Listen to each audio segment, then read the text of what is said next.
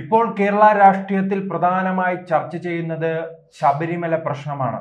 കുറച്ചു നാൾ മുൻപ് അയ്യപ്പ സംഗമമായിരുന്നെങ്കിൽ തെരഞ്ഞെടുപ്പ് അടുത്തപ്പോൾ ചർച്ച ചെയ്യുന്നത് സ്വർണ്ണപ്പാളിയുമായി ബന്ധപ്പെട്ട വിവാദങ്ങളാണ്. അതിനിടയിലാണ് ഈ തെരഞ്ഞെടുപ്പുമായി ബന്ധപ്പെട്ട് CPM-ന് വലിയ തിരിച്ചടി ഉണ്ടാക്കുന്ന ചില പോസ്റ്ററുകൾ വലിയ രീതിയിൽ തന്നെ പ്രചരിക്കുന്നുണ്ട്. ആ പോസ്റ്ററുകൾ ഇങ്ങനെയാണ്: CPM-ന്റെ നവോത്ഥാന നായക. CPM-ന്റെ വലിയ ലക്ഷ്യമായിരുന്നല്ലോ ശബരിമലയ്ക്കുള്ളിൽ വനിതകളെ പ്രവേശിപ്പിക്കണമെന്നുള്ളത്. അത് തുടക്കത്തിൽ വലിയ രീതിയിൽ ശ്രമം നടത്തുമ്പോൾ അതിനെ ശബരിമല കർമ്മസമിതിയും അതോടൊപ്പം തന്നെ അയ്യപ്പ ഭക്തരും മറ്റ് രാഷ്ട്രീയ പാർട്ടിക്കാരും ചേർന്ന് തടഞ്ഞിരുന്നു. ആ തടഞ്ഞിരുന്ന ഘട്ടത്തിൽ പിണറായി വിജയൻ ആഗ്രഹിച്ചത്, CPM ആഗ്രഹിച്ചത്, CPM-ന്റെ നേതാക്കൾ ആഗ്രഹിച്ചത്, പോലീസ് ആഗ്രഹിച്ചത് നടപ്പിലാക്കി കൊടുത്ത ഒരു നവോത്ഥാന വനിതയുണ്ട്, ബിന്ദു അമ്മിണി. ബിന്ദു അമ്മിണിയുമായി ബന്ധപ്പെട്ടാണ് ഈ പോസ്റ്ററുകൾ പ്രചരിക്കുന്നത്. CPM-നെ സംബന്ധിച്ചിടത്തോളം അവർ ഇടക്കാലത്ത് അയ്യപ്പ സംഗമം നടത്തിയപ്പോൾ അവർ കരയുന്നത് കണ്ടു, കരയുന്ന രീതിയിൽ സംസാരിക്കുന്നത് കണ്ടു. അയ്യപ്പ സംഗമത്തിൽ തന്നെ വിളിച്ചിട്ടില്ല. കാരണം CPM അയ്യപ്പനുമായി ബന്ധപ്പെട്ട ഒരു പരിപാടി നടത്തുമ്പോൾ അതിൽ മുന്നിൽ നിൽക്കാനുള്ളത് ആരാണ്? നമ്മുടെ ബിന്ദു അമ്മിണിയാണ്. അപ്പോൾ ബിന്ദു അമ്മിണിയെ വിളിക്കാതെ ഒരു പരിപാടി അന്ന് നടത്തിയതിനെതിരെ അവർ രംഗത്ത് വന്നിരുന്നു. അവരുടെ ആ സങ്കടം അവർ പങ്കുവച്ചു. ഇപ്പോൾ ഏറ്റവും അവസാനം വരുന്നത് ഈ ശബരിമല ദർശനം നടത്തിയ ബിന്ദു അമ്മിണി LDF സ്ഥാനാർത്ഥി ആയി മത്സരിക്കുന്നു എന്ന രീതിയിലുള്ള ചില പോസ്റ്ററുകൾ പ്രചരിക്കുന്നുണ്ട്. ഇത് വ്യാജ പോസ്റ്ററാണ്. പക്ഷെ ഇത് നാം കള്ളമെന്ന് പറയുമ്പോഴും ഈ ബിന്ദു അമ്മിണി അർഹിച്ചിരുന്നില്ലേ സീറ്റ്? അവർക്ക് അർഹതയുണ്ട്. ഞാൻ തുടക്കം സൂചിപ്പിച്ചതുപോലെ തന്നെ CPM-ന് വേണ്ടി, CPM-ന്റെ നേതാക്കൾക്ക് വേണ്ടി പ്രവർത്തിച്ച ബിന്ദു അമ്മിണിക്ക് ആ പത്തനംതിട്ട ജില്ലയിൽ എവിടെയെങ്കിലും CPM-ന് ഒരു സീറ്റ് അനുവദിക്കാമായിരുന്നു. കാരണം നമുക്കറിയാമല്ലോ, 10,000-ത്തിലധികം പേർ സീറ്റുകളുള്ള, ലക്ഷക്കണക്കിന് പേർ മത്സരിക്കുന്ന നമ്മുടെ കേരളത്തിൽ, ഈ കൊച്ചു കേരളത്തിൽ ഒരു സീറ്റ് നമ്മുടെ CPM-ഉം പിണറായി സർക്കാരും ബിന്ദു അമ്മിണിക്ക് അനുവദിച്ചെന്ന് പറഞ്ഞ് ഒന്നും സംഭവിക്കാൻ പോകുന്നില്ല. കാരണം പിണറായി വിജയൻ എന്ന നവോത്ഥാന നായകന് പിന്തുണ നൽകിയ നവോത്ഥാന നായികയാണ് നമ്മുടെ ബിന്ദു അമ്മിണി. എന്തായാലും ശബരിമല അതിൻ്റെ അടുത്തുള്ള റാന്നിയിലാണ് ഇവർ മത്സരിക്കുന്നു എന്ന രീതിയിലുള്ള ഈ വ്യാജ പ്രചരണം നടക്കുന്നത്. ഇതിനെതിരെ എന്തായാലും പത്തനംതിട്ടയിലെ CPM ജില്ലാ കളക്ടർക്ക് പരാതി നൽകിയിട്ടുണ്ട്. റാന്നി പഞ്ചായത്ത് 20-ാം വാർഡിലാണ് ബിന്ദു അമ്മിണി മത്സരിക്കുന്നതായുള്ള പ്രചരണം. ജില്ലാ സെക്രട്ടറി രാജു എബ്രഹാമാണ് കളക്ടർക്ക് പരാതി നൽകിയത്. ശബരിമല പോരാട്ട നായിക എന്ന തലക്കെട്ടോടുകൂടിയാണ് ബിന്ദു അമ്മിണി മത്സര രംഗത്തുണ്ടെന്ന തരത്തിൽ വ്യാജ കാർഡുകൾ പ്രചരിക്കുന്നു എന്ന് പറയുമ്പോഴും ഞാൻ വീണ്ടും പറയുകയാണ്, അവർക്ക് അവിടെ ഒരു സീറ്റ് അർഹതയുണ്ട്, അവർക്ക് അവിടെ അനുവദിക്കണം. CPM-ന് വേണ്ടി CPM ഇപ്പോൾ എത്രയോ സ്വതന്ത്രരെ മത്സരിപ്പിക്കുന്നുണ്ട്. വീണ ജോർജ് മാധ്യമ മേഖലയിൽ CPM-ന് വേണ്ടി സംസാരിച്ച് അവർക്ക് വേണ്ടി വാർത്തകൾ നിർമ്മിച്ച അവർക്ക് സ്വതന്ത്രയായി മത്സരിക്കാം. അതോടൊപ്പം തന്നെ നികേഷ് കുമാറിന് പാരമ്പര്യമുണ്ടെങ്കിലും അദ്ദേഹത്തിന്റെ മാധ്യമ മേഖലയിൽ CPM-ന് വേണ്ടി സംസാരിച്ച, CPM-ന് വേണ്ടി പ്രവർത്തിച്ച നമ്മുടെ കിണറിൽ ഇറങ്ങിയ നികേഷിന് സീറ്റ് നൽകാമെങ്കിൽ, അങ്ങനെ എത്ര മുകേഷിന് സീറ്റ് നൽകാമെങ്കിൽ, സ്വതന്ത്രന്മാർ എത്ര പേരുണ്ട്? മുകേഷിന് സീറ്റ് നൽകാമെങ്കിൽ എന്താണ് ബിന്ദു അമ്മിണിക്ക് നൽകിയാൽ? എന്തായാലും CPM-നെ സംബന്ധിച്ച് നോക്കുകയാണെങ്കിൽ വലിയ രീതിയിൽ തന്നെ ശബരിമല അവരെ എല്ലാ കാലത്തും അലട്ടുകയാണ്. ഇപ്പോൾ 2019 അങ്ങ് ഇറങ്ങി തിരിച്ചു.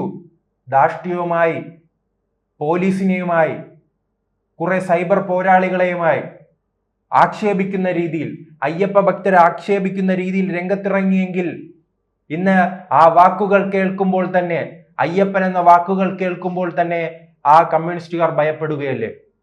അതിന് തുടക്കം എന്നായിരുന്നു? പിണറായി വിജയൻ കോടതിയിൽ നിന്ന് ഒരു ചെറിയ വിധി ഉണ്ടായി, വനിതകൾക്ക് പ്രവേശിപ്പിക്കണം എന്നല്ല പറഞ്ഞത്. പക്ഷെ പ്രവേശിപ്പിക്കണം എന്ന ചിന്തയോടുകൂടി കമ്മ്യൂണിസ്റ്റുകാർ അവിടെ ഇറങ്ങി തിരിച്ചില്ലേ?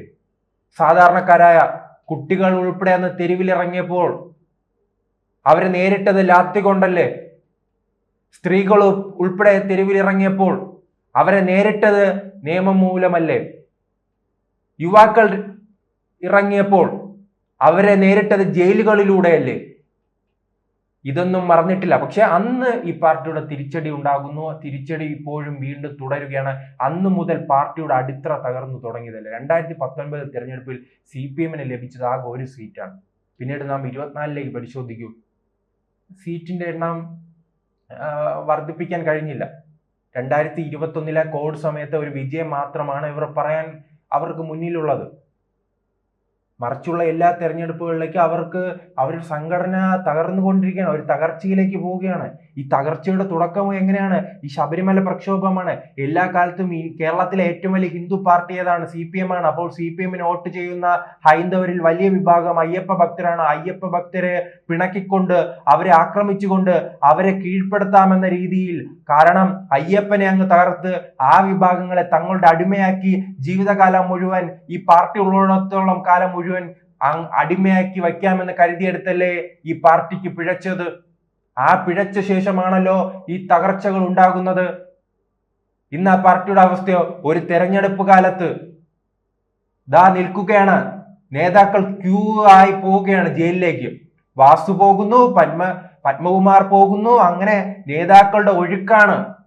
ഇതിന് MLA യിൽ പോയി നിൽക്കുമോ, അതോ മുഖ്യമന്ത്രിയിൽ പോയി നിൽക്കുമോ, മറ്റ് CPM നേതാക്കളിലേക്ക് പോയി നിൽക്കുമോ എന്നുള്ളതെല്ലാം വരും ദിവസങ്ങളിൽ അറിയാം. അപ്പോൾ അയ്യപ്പനോട് കളിച്ച പിണറായി വിജയനും സഹാക്കളും ഒരു കാലത്ത്, മണ്ഡലകാലത്താണല്ലോ ഈ പ്രശ്നങ്ങളെല്ലാം ഉണ്ടായത്. മണ്ഡലകാലത്ത് വലിയ രീതിയിൽ തന്നെ പോലീസിനെ ഇറക്കി ഭക്തരെ കൈയേറ്റം ചെയ്തില്ലേ, മർദ്ദിച്ചില്ലേ, അവരെ ജയിലിലാക്കിയില്ലേ. മറ്റൊരു മണ്ഡലകാലം വന്നപ്പോഴോ അന്ന് ഇത് മുഴുവൻ നിയന്ത്രിച്ച, ഇത് മുഴുവൻ ആസ്വദിച്ച് കണ്ടുകൊണ്ടിരുന്ന, ഇതിനെ പിണറായി വിജയന് വേണ്ടി വെള്ള പൂശിയവരെല്ലാം ഇന്ന് നല്ല രീതിയിൽ ചപ്പാത്തി അടിക്കുകയല്ലേ ജയിലിലിരുന്ന്. അവരുടെ ഇപ്പോൾ പണി അങ്ങനെ ആയി മാറിയിട്ടില്ലേ?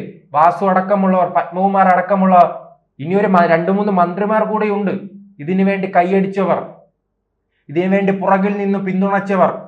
അവർക്കും എന്തായാലും ഭാവിയിൽ തന്നെ, വൈകാതെ തന്നെ അവിടെ പിണറായി സർക്കാർ ഒരുക്കുന്ന സുന്ദരമായ ജയിലുകൾ, അദ്ദേഹം പറയുന്നുണ്ടല്ലോ, ജയിലുകൾ എന്ത് മാറ്റമാണ്, ജയിലുകളെ കുറിച്ച് പറയില്ലേ.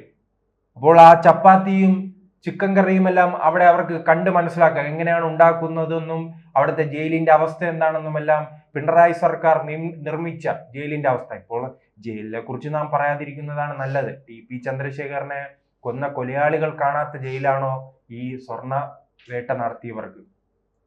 അന്ന് TP ചന്ദ്രശേഖരനെ കൊലപ്പെടുത്തിയവർ ഇന്ന് ജയിലുകളിൽ സുഖമായി ജീവിക്കുകയല്ലേ. കാരണം അവർ നാട്ടിൽ നിന്നും പരോളെടുത്താണ് ജയിലിൽ പോകുന്നത്. ഇപ്പോൾ ഒരാൾ കൊലപാതകം നടത്തിയാൽ അദ്ദേഹം ജയിലിൽ പോയിട്ടാണ് പരോളെടുത്ത് നാട്ടിൽ വരുന്നത്. പക്ഷേ ഈ പിണറായി സർക്കാർ അധികാരത്തിൽ വന്നതിന് ശേഷം TPയുടെ കൊലയാളികൾ നാട്ടിൽ നിന്നും പരോളെടുത്ത് ജയിലിൽ പോകുന്ന അവസ്ഥയിലേക്കാണ് മാറിയിരിക്കുന്നത്. എന്തായാലും എല്ലാ നേതാക്കളും കുടുങ്ങാനുള്ള സാധ്യതയാണ് കാണുന്നത്. ബിന്ദു അമ്മിണിയുമായി ബന്ധപ്പെട്ട് ഇത്തരം കള്ളവാർത്തകളും പ്രചരിക്കുന്നുണ്ട്.